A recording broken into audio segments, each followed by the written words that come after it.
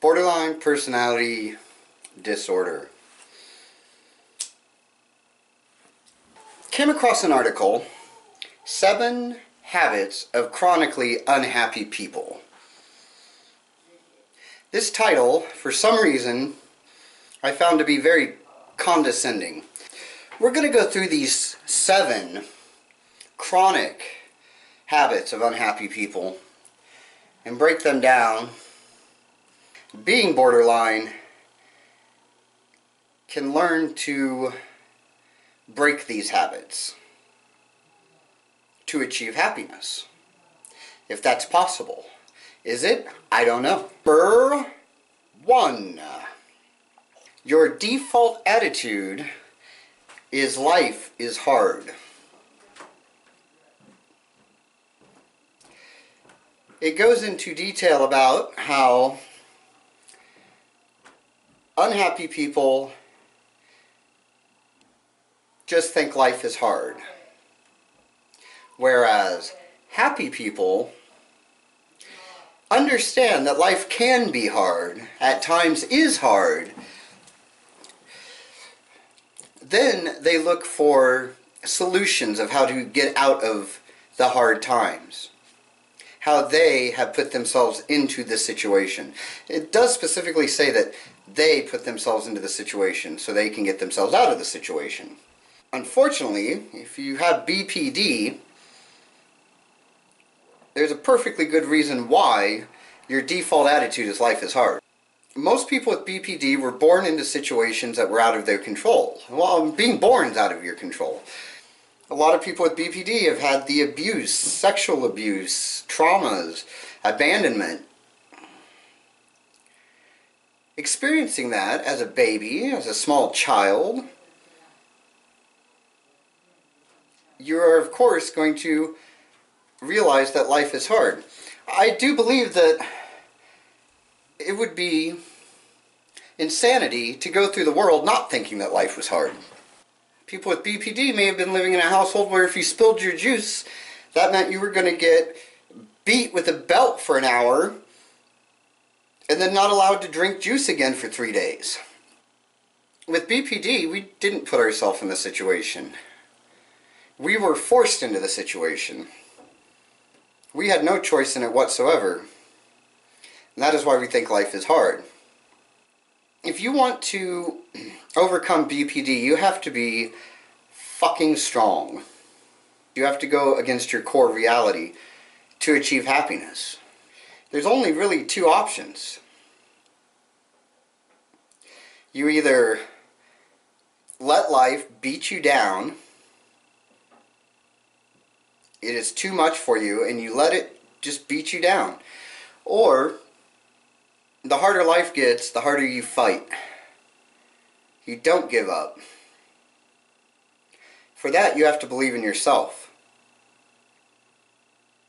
Our life is in our control now. As adults, we can control our lives. And the shit that happened to us in the past is in the past. And there's going to be more hardship to come. And we have to prepare for that. We have to be ready for it. And we have to almost enjoy it, the hardships of life. Like I said, you got to be very strong. Let's move on. Number 2. Unhappy people believe that people cannot be trusted. It goes on to explain how happy people, for the most part, they will trust anybody until that person has proven to be untrustworthy. They have a more optimistic look on it instead of just judging everyone to be distrusting.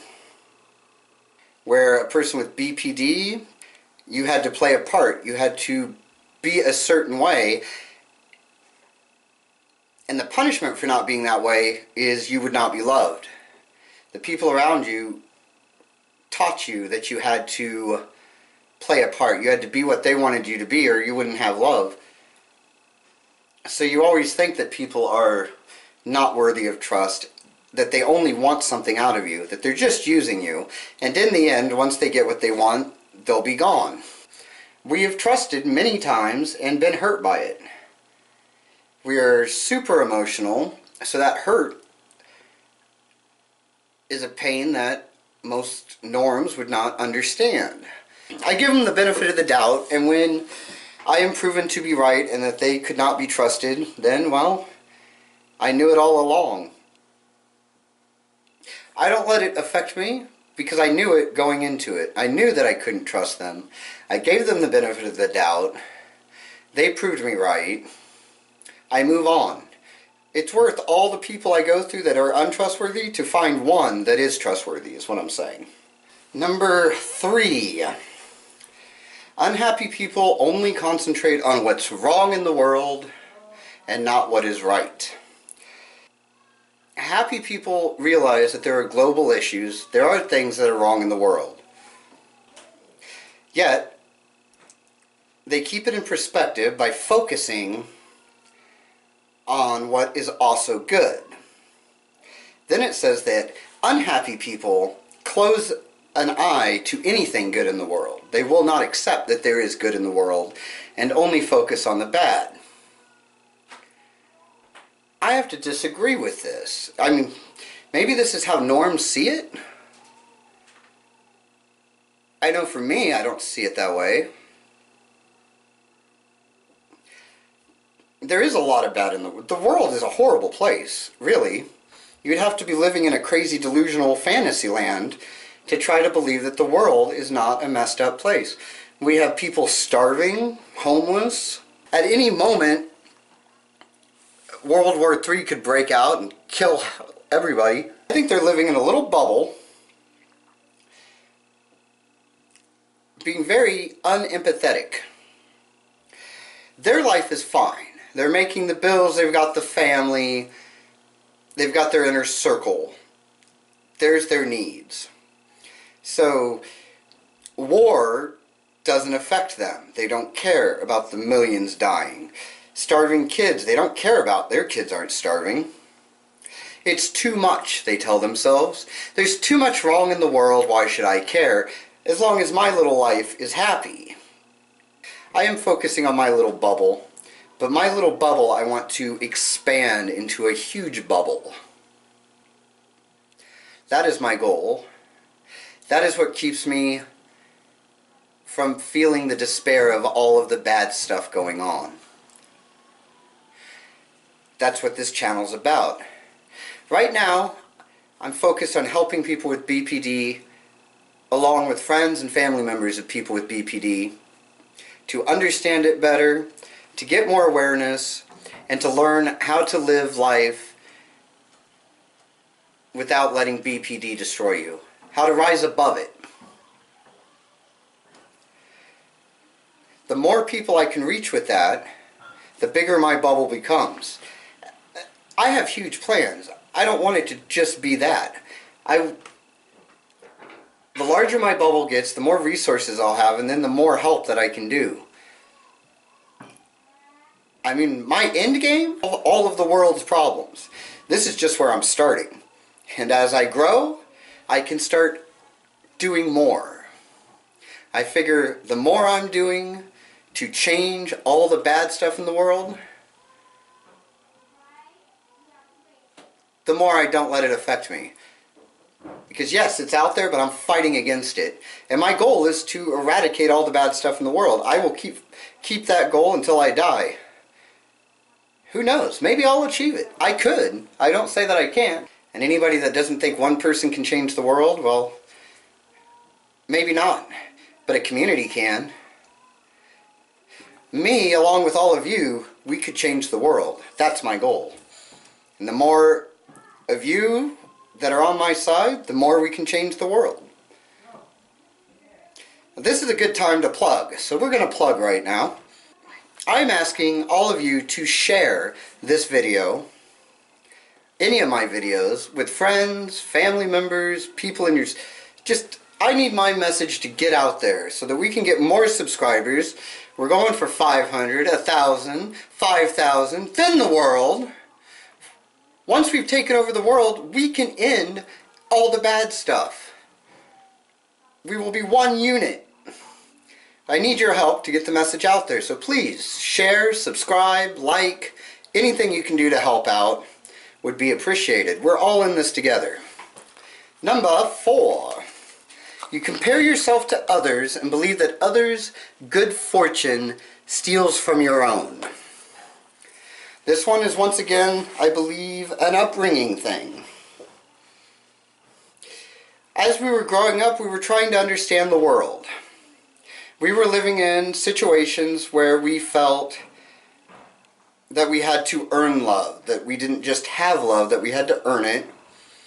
We felt outside of the normal community. We felt like outcasts. I do believe that's when we started comparing ourselves to others. We wanted to know what they were doing, why they got the love that we didn't, why they fit in and we did not. So we would compare ourselves to them to try to figure that out. To figure out that secret that we weren't doing that they knew. As we grew up and became adults, we still compare ourselves to others, trying to fit in the world. This one is errors in thinking. We have to realize that these other people didn't have the key. They did not do something different that we did not. Well, the difference was that they were in different environments where they were treated different just because they were with different people. We need to stop comparing ourselves to other people and realize that it was the people around us that were the problem, not us. We are awesome. We are great. We are survivors. We are strong. I have stopped comparing myself to others. I don't care. I'm doing me. I am great. I am wonderful. I am successful. I will succeed in whatever I want. I have all of the power of the universe on my side. I tell myself that constantly. And you tell yourself that enough, you start to believe it. So fake it till you make it on that one. Be happy for others' good luck or achievements. Be happy for them. Going back to how much bad is in the world. When something good happens for somebody, they get that promotion they want, they meet the love of their life, they get married, they're happy. Be happy for them. Share in their happiness. It fights away depression. We live too much in a society where it's me, me, me, we only care about me. I've started to try to care about others and be happy in their achievements. At least something good's going on. Even if it's not in my life, at least I know there is good out there going on. There is happiness out there. Number 5. Number 5. You strive to control your life. It goes into how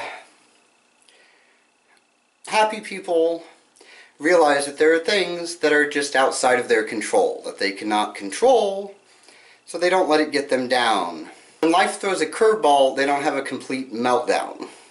But see, with BPD, we have to control our life. We have to learn to control ourselves and our emotions, or else we are a destructive force.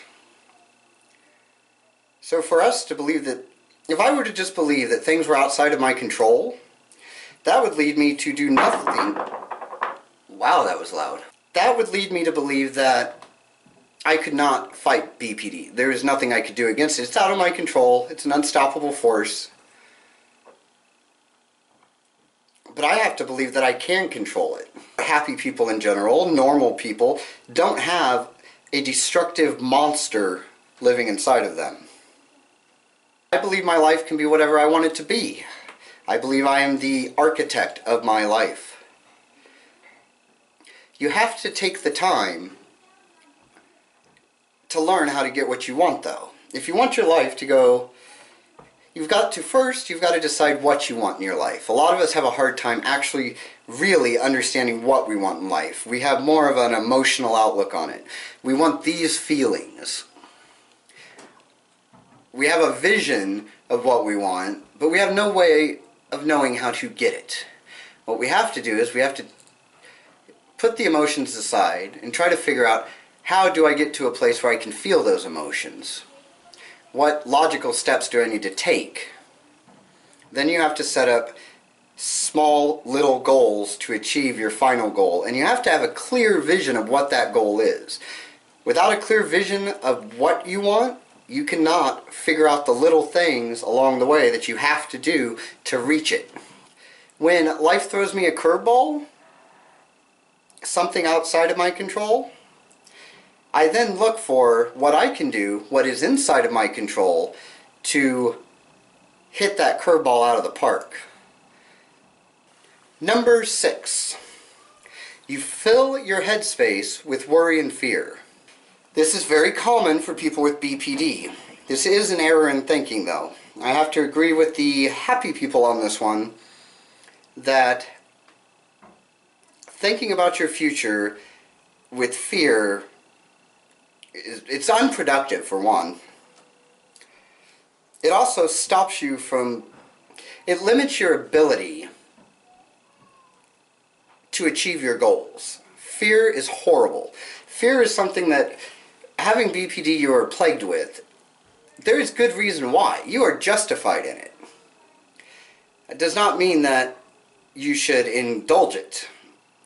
Just because you have every reason to be fearful does not mean you should be fearful. Because for people with BPD, they have lived their nightmares. Everything that we are fearful that is going to happen has already happened to us. And we are so afraid of it happening again. If it happened before, it could happen again. We know it's very real and tangible, and we know what it feels like.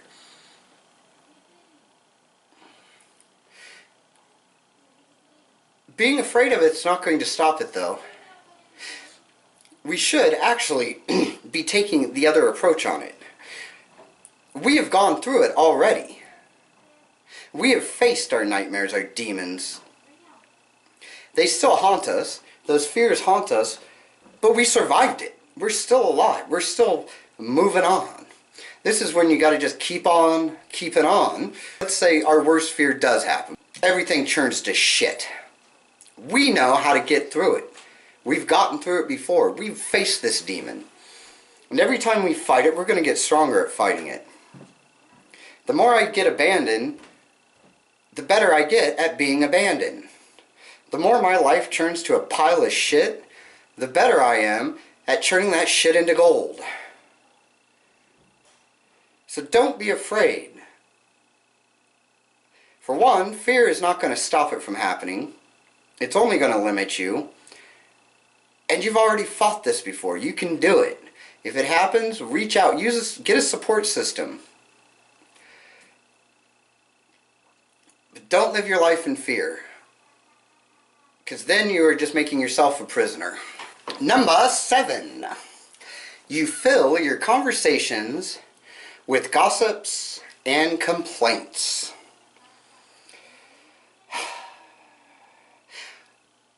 This one I was guilty of for so very long. And this is something that I think is universal between BPD and norms. We like to feel sorry for ourselves. I don't think we like to feel sorry for... I'm going to rephrase. We want understanding, and I think norms want this too. But we want our pain and our hardship to be validated. To know that we got the shitty end of the deal. It makes us feel better if we can complain about something and other people will tell us that we're right in our complaint. My boss is a dick, making me do all of this extra work and doesn't even say their thank you. And then that other person will be like, yeah, your boss is a dick. You are perfect, but that boss... So we complain about our lives and our past. I used to do that too. I used to like to complain about having a abusive, drunken father that would beat my mother and me. And people would tell me, that's horrible, yeah. And that would make me feel better about it. At least then I knew that it was a horrible thing, that it wasn't something I deserved. But it does me no good to keep complaining, because then I'm just living in it. I only look back at the past. Well, I try to only look back at the past now to find ways to grow, to learn from the past, not to complain about the past. I no longer complain about the past. I've actually changed the whole narrative in my head.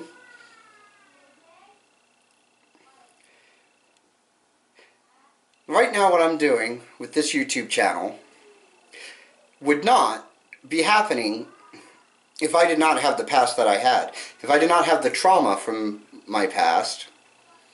That trauma and everything I went through has made me who I am today.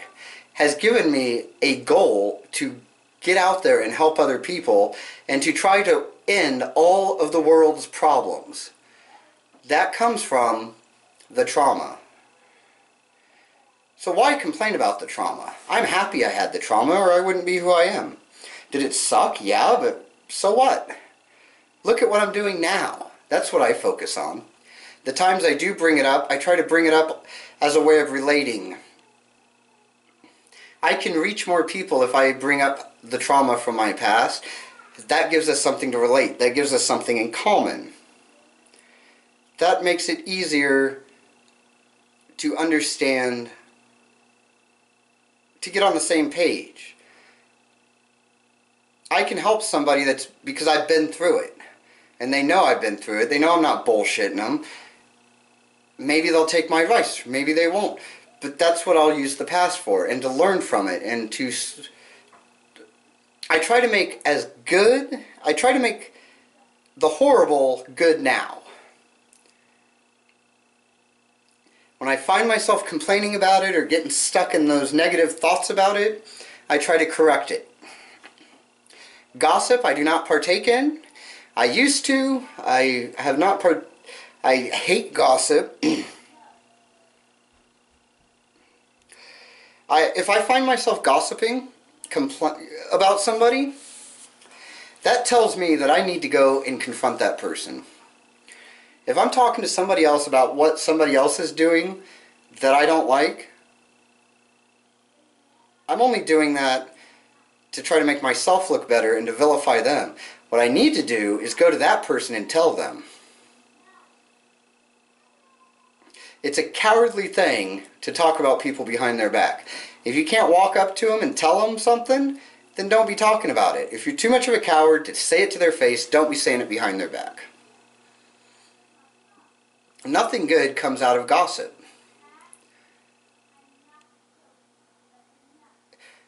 It's one of the worst things we can do, especially since a lot of the people we gossip about we hang out with as well.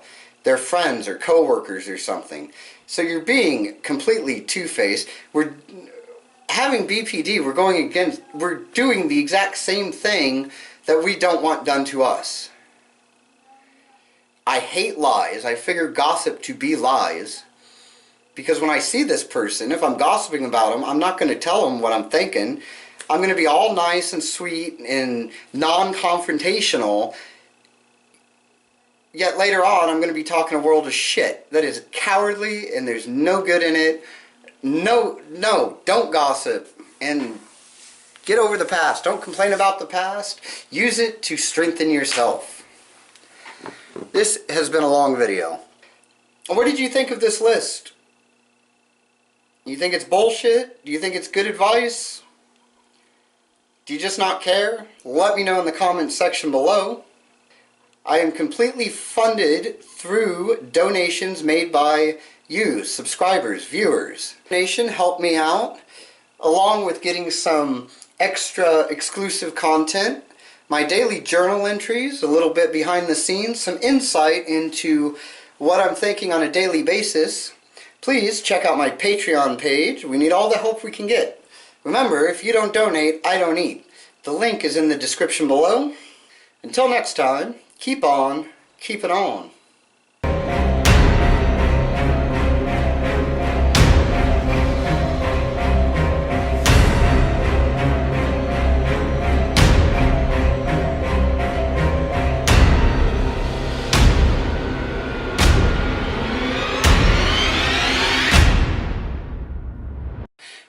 we are going to find out together. We're doing it together, together, always together, forever. Never apart, except that we're never actually together. I'm musical today.